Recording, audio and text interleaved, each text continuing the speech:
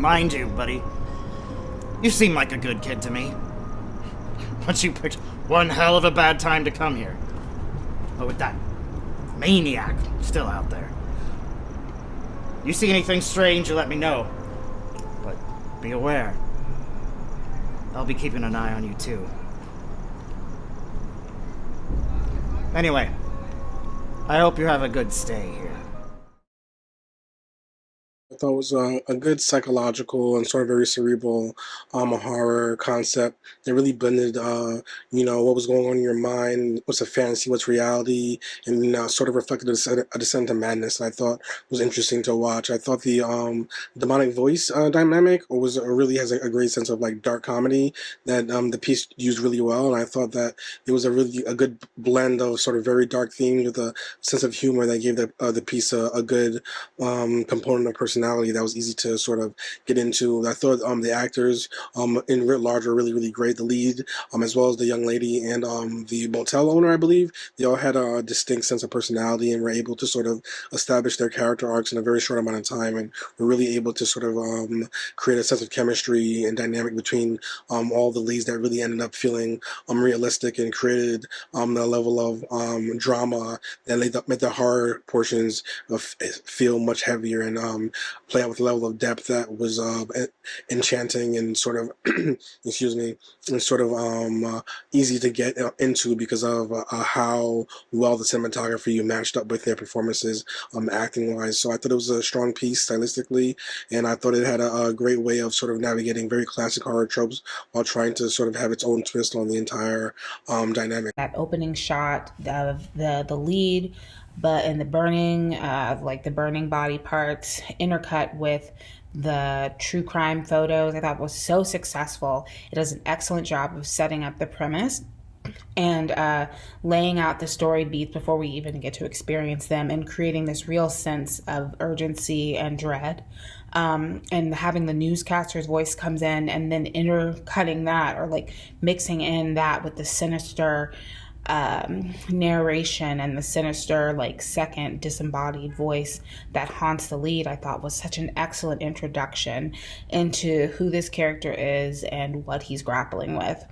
The shooting style and the editing style did a really great job of making the short feel like a manic episode. Like, you really do feel like you're going crazy alongside the lead. Like, they do a great job of taking you down that journey and marrying those visuals. I think one of my favorites was when he like hallucinates that the hotel manager is choking him, and then there's this really great cut where you see that he's choking himself. And I really loved that. I thought that it was one of many different shots that were really successful and did a really great job of telling that story of the mental journey that this character is going through. And then, of course, the end shot with the earring. I mean, you talk about like an excellent button and a great way to set up to like conclude this short and really answer a lot of questions without any words or any further explanation, but also to set up what could be like a larger running series and or feature. Great internal monologue for this main character. I loved that he was constantly in an argument with himself and his inner demons. The voice that was used was creepy. Sort of reminded me of the Venom voice.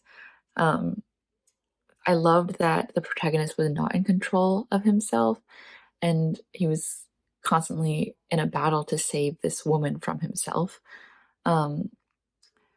This feeling of dread throughout the whole film was palpable. It was really well done. The tone, you're just in constant dread for this maid character and what's going to happen to her.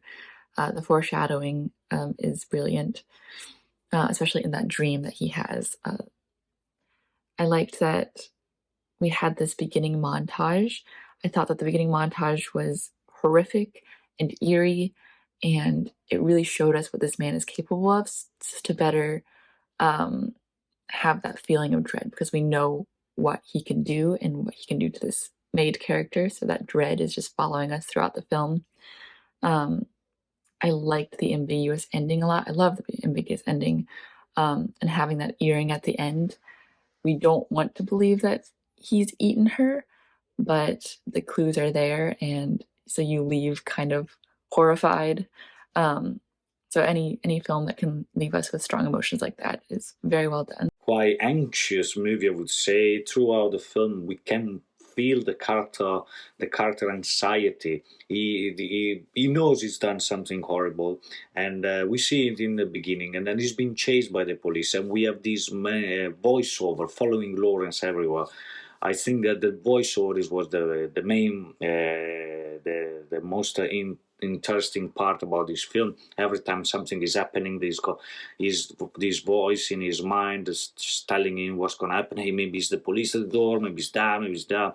I think it was very interesting, and one of the main features. The ending, then we have throughout the film, we have all these visions where he's sitting at the dinner and having dinner with the woman, and then she just suddenly turns into a kind of demon, and then we jump out, and then he's eating her, like he's eating her stomach while she's laughing. That was a very intense scene and very twisted. I loved it, and I loved it. Then in the ending, when he's in the car going away while the radio is going on. So, well, very well done and excellent movie. I love this opening scene. It was quite telling. And then we have this inner voice that is so compelling.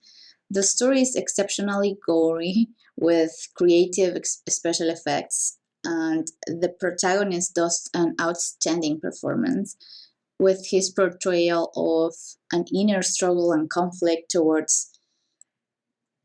I could see an infinite sadness and regrets, but then it's just out there and going with the suitcases somewhere else. It's just very terrifying. Just gets us right into it so well. Immediately just invests us in the situation and our lead, who throughout the film, the writing and the direction does a great job at getting us to sympathize with him who's a killer. So they did great work with that. The direction and the writing and most of the performances, it was just really creatively done. It had this great nightmarish quality about it. Certainly in his sort of nightmare, that was fantastically done. And yeah, all in all, just a really strong film. Very suspenseful. I do love the whole rounded story where he clearly killed someone and burned their bones, and then the end shot implies he did the same thing to the hotel maid. The score really helped. So did the cinematography when he was tripping on whatever his prescription pills were. They made it quite clear that's what gets him into this psychosis. So maybe he shouldn't be taking them anymore. Maybe it's worse when he's not on them. It's just bizarre, and you kind of wonder how long he can go switching town to town before somebody figures it out.